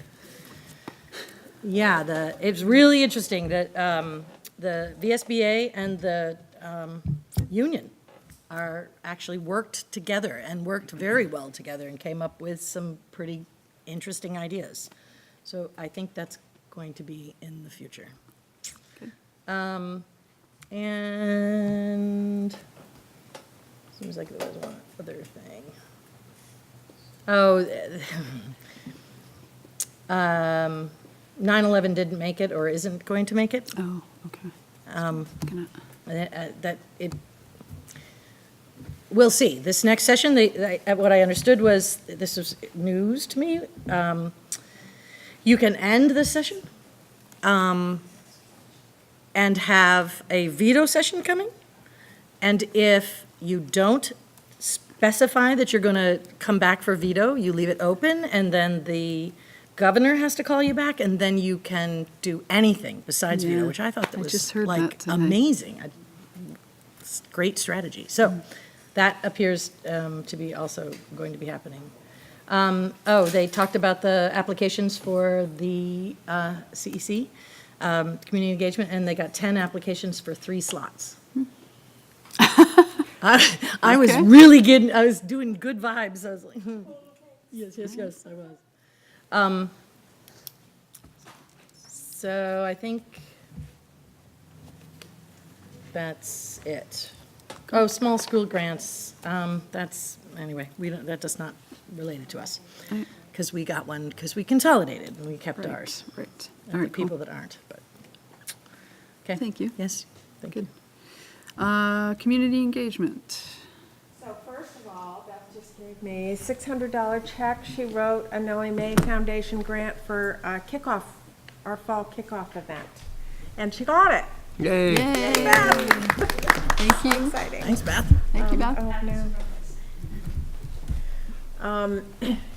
And also, kudos to Beth, I kind of did the outline for the VSBA grant and then turned it over to Beth, and she just made it so much better, so we'll keep our fingers crossed. We're gonna find out June 1st, they're gonna make their decision, so. We spent a lot of time talking about how we want to jump into our community engagement, and we need some board approval. One of the things, so we got a different, Joanne and Sue and I had talked with Nicole, not Nicole, with Sue McCormick, and she had a slightly different take over the way we should be starting our engagement versus what Nicole Mace told us at our board retreat. And Sue really said we need to work on establishing relationships with the community. So we came up with an event that we would like to do, pending board approval, at the Memorial Day Parade, and it ties into our charge of giving student voice. We want to get 4 or 5 pairs of students to go around before and after the Memorial Day Parade with whiteboards and ask the question, what 4 words best describe our 5-town community? And so they would write the 4 words, and then the students would take a picture of those 4 words, and we would just gather that, and that could go onto our asset maps. We would also get email addresses from people who were interested in keeping informed about what we're doing in our upcoming events. And they'd also have, because we know that a lot of people come to the parade that don't live in this district, so there's would be a place on the whiteboard for them to write where they came from. But why do you like to come to our district, you know? I mean, you can get information from other people as well. So the plan is, and I've reached out to the Boys and Girls Club, National Honor Society, Student Council, Future Farmers of America. We're talked about really trying to get a wide swath of students from our high school, and if you all approve it, Beth and I have plans to do a training hopefully during a lunchtime, very quickly. So that's one of our plans, and then our second plan is to have 2 community gatherings in the fall and October that would involve food, where we do the presentation and then have some kind of, so it would be like a community supper, and then have table meetings discussing some of the questions that we came up with at our retreat, and I'm going to bring those questions to the committee, and we may add more. So have I forgotten anything? And, and that's who say, so that's going to pay for the food? Yeah. Right. Cool. So we need approval for our Memorial Day event, and then to work on the fall events. So should I take a motion or just I think just, thumbs up? A nod. yeah, I mean, we can probably just, are people generally, Just like, why do we need a? yeah, I mean, we've approved your Right, charge, and you right. all are meeting your charge. It seems to me that's what I mean, I don't think we need a motion. you all I are. think you're you're on keeping it, us but- informed, Okay, right? great, good. None of Okay. us object to this plan. If someone I just objects, don't want people to feel say like so we're now. doing stuff that you don't know about. No, so thank you for letting us know. Right, yes, we should know. Also, thank you for doing the stuff. Yeah. Well, thank the committee, we have a fabulous committee. Good. All right, anyone have any questions for Diana or comments about that? Yeah. All right. So, facilities, So we did not meet. thank you. Last, at the start of the month, and I have nothing to report, but I don't know if anyone else has anything to report about the status of anything. George? I did talk to Green Mountain Power to try and see if there was any flexibility with respect to, you know, our chances of getting solar on the roof. And they weren't willing to say very much, other than, you know, there's already an application in, and that they didn't want to talk to me individually, they wanted to talk to everyone in a group, if they were going to talk at all. My understanding is that the substation is constrained. So in other words, when they put the substation in, however many years ago, it was designed, you know, for power primarily to flow into this area from outside, And I don't think they necessarily anticipated or built the substation to accommodate probably, close to 5 megawatts of solar power, which is, in our district. So even though we're only talking about 150 kilowatts or thereabouts, the school in the summertime only draws about, the high school that is, only draws about 90 kilowatts from what I can see. And so the, solar array would put at least 50 kilowatts back onto the grid, in addition to not consuming that other 90 kilowatts or so. So in other words, that 150 kilowatts may be the straw that breaks the camel's back. And so I don't know. But so it's been submitted and we don't know where it is unless you do know. They have a meeting on Monday, right? They had like a telephone Right. meeting between a number of constituents, including EEI people, and Green Mountain Power was all part of it. I did receive an email today earlier that basically said some level of the solar was going to be a go-ahead. Oh, So there Oh. is something in the works. I don't know the exact details of exactly how they've worked it out. There was discussion about switches, which would allow them to shut down the system so that it would not emit more power than what we could use, so that it wouldn't go back out to the grid, to Green Mountain Power. There was talk about backups in battery storage, and I don't know how they came out with their agreement, but it sounds like some level of solar has been approved. Just to be clear, though, that, if they're going to limit how much we can put back onto the grid, that would severely impact the payback. Yeah. Yeah. So it's something we'd have to look at carefully. Absolutely, yeah. So we just need to get more information about it, but I did see an email today that said there is some level of solar being approved through Green Mountain Power. Nice. Good. So I know that you're on this and I have faith that you will continue to be, but I just wanted to second what you just said. We don't want to build an oversized system that we don't get paid for because they can't handle it in the grid. That's just wasted materials. Yeah, and I think that was part of the discussion too, like how much solar would generate, how much, Yeah. and not putting more solar on the roof than what was going to be needed to run the school. Are they developing battery storage systems right now? There are battery storage systems available. Batteries are still pretty expensive overall. About $150,000 a piece. I'm sorry? About $150,000 a piece is what they were quoting for the battery storage. How many do we It's a need? big battery.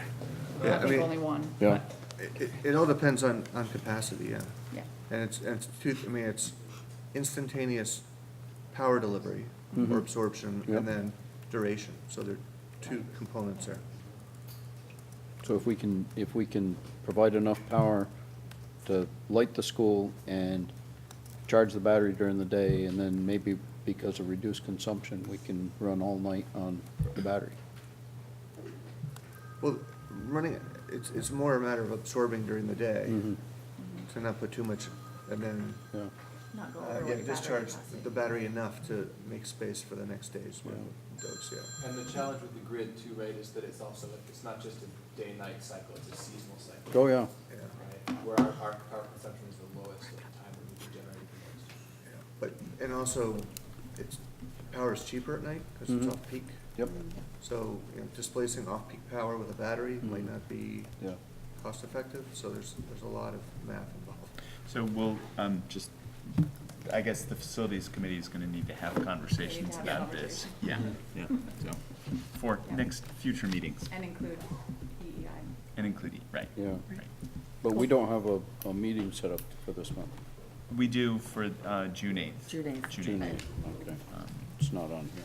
All right. Unless, yeah, good. Thank you. Did we ever fix the back steps Yes. on the high school? Yes.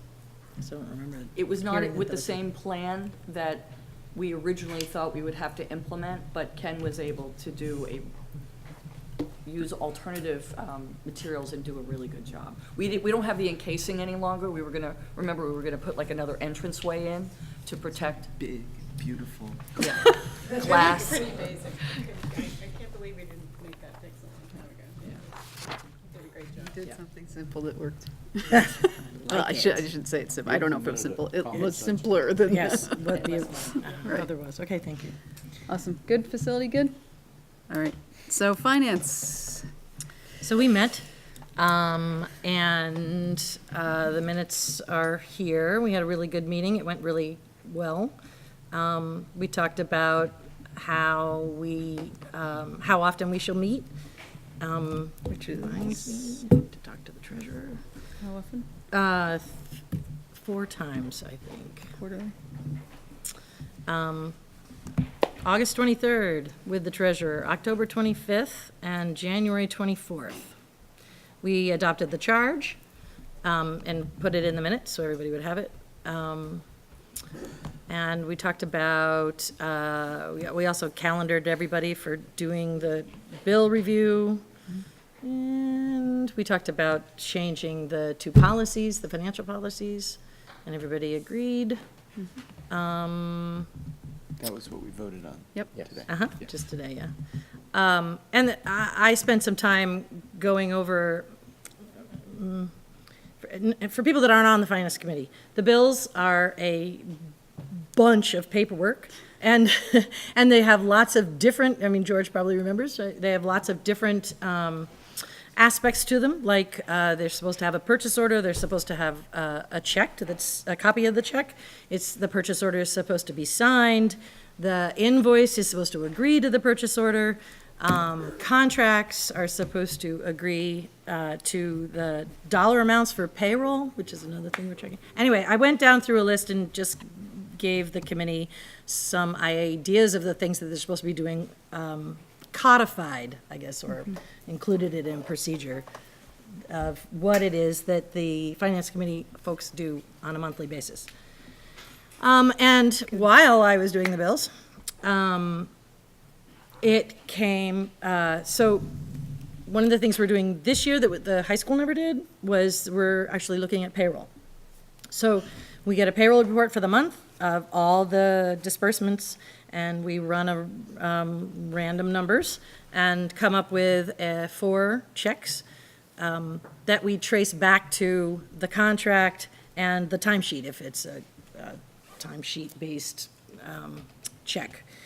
And during that process, the contract didn't agree to what we paid it wasn't an employee, it was a contractor. Actually, she was an employee. Yes, she was an employee. But we paid her hourly. And that essentially uncovered something that needed to be changed in the business office. So there was a spreadsheet that was being used, and the hourly rates were being entered in by folks outside the business offices. And because of that, the hourly rate was entered wrong, and it didn't agree to the contract. So Elizabeth and April, who is the payroll person, put their heads together and came up with a system change so that that is not done anymore. The only people that address the hourly rates in this spreadsheet that April uses to pay folks that use hourly rates is only changed by her. And she's going to go back and make sure that all those rates are in agreement with all the contracts. And when the first of the year starts, we're going to do the same thing so that everybody's going to get paid properly, and we don't have to worry about it. Yeah, it was really, for me, that was like, that's the reason we're doing this. Exactly. The more eyes, the more understanding we have, I just think it's good for everybody. We're not bothering you too much, right? Very well said. Thank you. That was a hypothetical question. Awesome. We'll see you tomorrow. All right. Good. Thank you. Good. I did have one note here, and I don't think you've met in a while, but frequency to receive the fund balance sheets. Your committee was gonna connect with Elizabeth about that. We did, but I can't remember. Can I get back to you? Yeah. Okay. I just had enough. Yes, and we talked about that, Okay. but I can't remember how we resolved it. All right. Okay. Good. So you're good? Yeah. Awesome. Policy committee. Okay, we met on Monday, the 7th. We reviewed the procedures and reports that are required by our policies. Again, so this is the latest and greatest. The administration has sent more procedures in. We're going to be really close to getting this done this year. Woohoo. Thank you. So there are 34 that are required, 27 are done, and I've read them. Others on the policy committee have as well. 5 Been invited are to in them. process, and we heard from Lynn Rappaport about the work that the coordinated health team's doing in creating the procedures for our drug and alcohol policy, which is really complicated, and a lot of great work in going into that. 2 still have ANWSD language in them, and I'll send that note back to you one more time. We can clear that up. And then the reports, there are 16 reports. 2 were made this week. That brings us up to 8 have being available. 2 are sort of partial. I don't really know how to describe whether they're done or not. And 6 are in process, but there's a lot of these they're going to come after the school year is over. So we did that. That's good. Great. We promised that we would review about 20 policies every year to get in a cycle of reviewing. So we've reviewed this year. We reviewed 18. 15. We have completed that review and are not going to look at them again for 3 years, or some other policy committee can do that. We recommended 5 changes, which we all voted on, and there are 3 that we are still out that we kind of have some questions about, that we're still kind of trying to figure out whether we want to change or we don't want to change. All of this will be like the minutes before. I'll send those to Gloria, and they'll be in the minutes, so you'll know exactly what I'm talking about. Awesome. Thank you so much. Great. Questions? All right. Superintendent Screening Committee. So we, the screening committee met last Wednesday, Thursday, March 10th, whatever day the week that was. May, sorry. We met May 10th, and we reviewed the applicant pool, and we winnowed down the group to 4 that we will be interviewing on Wednesday. And we will hopefully be forwarding between 1 and 3 candidates to the board. And there will be a visitation day for the candidates next Tuesday. Right, so May 22nd, Yes. not March 22nd. And so the candidates will visit the schools, all 3 schools. They'll have an opportunity to meet with the staff, and the community, and then we will interview them in executive session, starting from 6 until we're done. And the goal here is that we'll have about an hour with each candidate, and then we make a decision. Right, that makes sense? Okay. And are people available? Oh, so we need a quorum on May 22nd, on Tuesday, next Tuesday, which is why Sue sent out an email, a save the date email to everyone. Those will be at the high school, I think in the guidance office. Is Bob Stevens going to be part of the interview process with us as a board? What's that? I was wondering if Bob Stevens is going to be with us as a He'll board. be in the room. For those interviews, probably. We can invite him in. I was just curious, yeah. So one of the things that I wanted to let you know is that the screening committee developed a series of questions that we will be using on Wednesday, and we're going to bring those same questions. The screening committee is going to give those questions to the board, and the board is going to use those questions. Our plan is that the board will use those questions when we interview the candidates as well. So we will, we'll start at 5:30. I'm sorry. The interviews will start May 22 at 6. So it'd be great if everyone could be at the high school, not here, at the high school. around 5:30 so that we can look at the questions, divide them up between us, and move on from there. Does that make sense? Questions? Good luck. Yeah. So we'll be spending all day on Wednesday, 8:30 to 5. Well, thanks. There are a number of people here. Yeah? You do have a quorum? Do I have a quorum? Do you know? Do we know? We don't know. No one replied to my email, so. I'll be there too. I'll be there. 1, 2, I 3, think- 4, 5, 6, that's 7. You want and a everyone half. there? Just Yes, Yeah. yes, yes. Anyone? I mean, I would hope that we all want to be there if we can. I know that George Can't be can't. there, George. I know that Mark can't. Those are the only people I heard from. Yes. It's the day of the vote, so vote and then come to high school. The count starts at 7, but there'll be other people counting, so if you're not there to count, you're fine. We worked very Rested. hard on that, on finding a day that was not horrible. Right. And there were really, basically every day had lots of challenges. And we talked about moving it into moving it into June, and Bob said that would be bad. Yeah, we need to. So this really, Need to finish it was the least bad day. Yes, I'm sorry, I'm not. Bless you. So there's a half-hour window where you want everyone there, or is everyone expected to stay for the interviews as well? so we, the board, are interviewing the candidates. So. Not just the committee? So the screening committee is going to be interviewing the candidates on Wednesday of this week.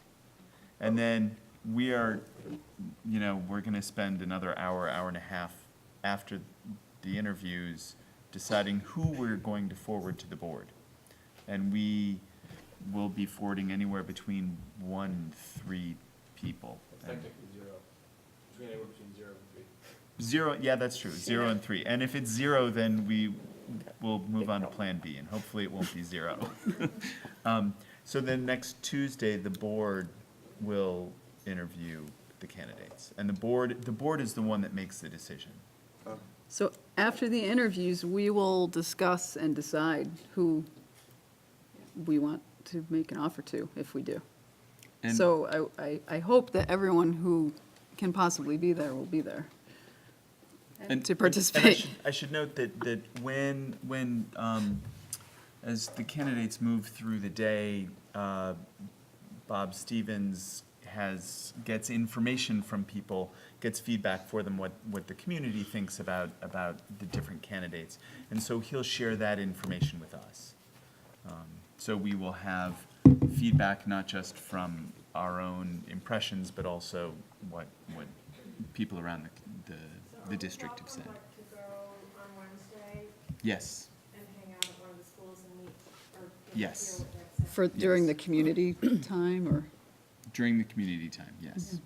so when, there will be a schedule or a calendar available, will that be posted somewhere? So we've got a save the date statement that I need to send out to people, that 3:30 to 5, is that right? 3:30 to 5, Rose and Loretta put the calendar together. But will it be tweaked depending on how many candidates, how many finalists there are, or it's? Well, I it's think set? 3:30 to 5 is, Probably not, because we've got you guys set up for 5:30. So it's not. Okay. That would be the same. The logistics, we'll do it logistics that will be different, but that time should be the same. Okay. 22nd. And if there's no candidates that we're forwarding, we'll all just get together in that room and just wait for a candidate to emerge. So 3:30 to 5, At the high school. At the high In school. rooms that we didn't know, in undefined rooms. so they'll each be in their own Between 0 space. and 4 candidates. No, what's probably gonna happen is that Bob will move them around. The community will stay in a space, and he'll move them around, because it's easier to move one candidate than to move an entire group of people. Got it. So is it like teachers in one room? Like what are the multiple contingencies? It's And mixed people. Oh, We're not just- gonna say, oh, your teacher go over there, your staff down. you could just go wherever. Whichever the 3 or 4 of them. Okay, so board members, public, everybody who would like to meet these folks should come to the high school on the 22nd at 3:30. Got it. RETN, take note. Right. It's a good thing to get out there. The way it works before, each person, board member asks a question. Like there's a series, everybody gets a chance to ask a question, so we'll all be. There are plenty of questions to ask. Okay. Yes, go ahead. Sorry, give me a second. Okay. Does everyone understand that Oh, process? I know, I remember. Sorry. Yes, yes. How did we determine who the community is? Did you guys like? Whoever shows up, we're. Oh, I mean, like, how are you communicating to the community to have this opportunity? We're putting it in we're gonna put it in the newsletters. People on the committee are gonna forward it to Front Porch Forum. Okay. I imagine it can be put on the district Facebook. In the newspaper, you said the newspaper, yeah. Newspaper. Then I'll send it to, I think it'll go on, I think it's too late to get it into get an announcement in the Friday paper. It's a Thursday, Um, Monday at 5. For Thursday's paper is Monday at For Thursday 5, at 5. yeah. So it'll be Monday. So it'd be Monday. Turn the clock back 3 hours. You can always contact them in the morning if they have empty column inches, they might be I willing to will squeeze it in. do that, but, Yeah. and it can be in Monday's paper. Deadlines are built to be missed, so. Okay. should All right, call. so 3:30 to 5:30, anybody who wants to meet the finalists, 5:30, no later than 6 o'clock, board members should be at the high school At the high guidance office for interviews on the 22nd. Yes. Okay, got it. After they vote. After they have voted, right. All right, does everybody have that? Any more questions for Tom? Not yet. All right, oh, yeah, do you want to answer that for everyone? So, up to this point, the questions are confidential. So, I can forward you the questions, but not until after we've met with the candidates. You'll receive the questions at 5:30 on Tuesday. He Is won't. that correct? He won't. Oh, He won't. oh, We, he won't. as a group, will Right. receive the questions on Tuesday. Right. At 5:30, and then we'll divvy them up there. May I assume that there will be no change to those questions? There'll be no tweaking or anything? These are like questions you guys come up with and they're set in stone? Yep, that's the plan. But there may be an opportunity to add an additional question. Yeah, I'm sorry. No, please, go, but. He said that the board can change questions, add questions, but these are just suggested ones that he's giving you. So if you have a, So, but the main thing is that all the, whatever questions are asked of one candidate are asked of all candidates. Right. Yep. So, but if we look through those questions and there's a glaring omission, Right. we can Got it. add a question. Got it. But we need to make sure we add it before the first interview. They're good questions, come on. But I believe that these questions were written based on all of the feedback that we all sent to the committee. So hopefully there won't be any omissions. We also have a very diverse 'Cause committee in we terms of sent representation, Our feedback. so. Okay, good. Are we good now? Okay. George is just gonna stare at you. It's his birthday, so. Okay, so discussion items. Okay, VSBA resolutions. So I think everybody got this email. Well, it went in the packet anyway. But basically, our board has an opportunity to submit a resolution to the VSBA. And if it passes the VSBA vote, right, then it would be accepted and it would guide their action or their activity with the legislature next year. That's right. Correct? So I am putting this out here. Please think it over. If anyone has any ideas or thoughts that they feel like we should put forward, we can vote on them at our June meeting. We still have time to do that and then send them to the VSBA after that. All right? Do you want to add to that? I was just thinking that the guns call for action might be a good place to put this resolution. I also wondered, I guess I want to just throw this out, but I have an abhorrence for running a school by ratio. And I wondered if there's any room for us to say something about that. I feel like we are being hammered by this administration to change everything we're doing to meet ratios. Right. And it's not good for our students. Well, I think if our board has a feeling, my take on the resolutions is that we would be promoting something that they should be working towards, not necessarily something that they should be fighting against, but, I'm not, you know, yeah. Yeah. Right. Well, and also, as Joanne said, if you contract out, then that doesn't count into the resolutions, but you're still spending money. So, and bringing things in-house saves us money, but then you get penalized for ratios. Right. So maybe something about, how do you figure these out? You know, you're not, it's too simplistic. So, yes, good thoughts. So definitely think, and, I mean, if we want to, if people have specific thoughts and you want to send them to me so that the actual wording gets onto the next agenda, we can do that. We should have the wording actually to vote on, I would think, at the June meeting, if there's some interest there. Not that we can't tweak it, but, you know. There's actually one other thing here that was at my seat when I sat down that I'm looking at the deadline on. This is the Vermont Municipal Employees Retirement System, official notice, election of employer trustee.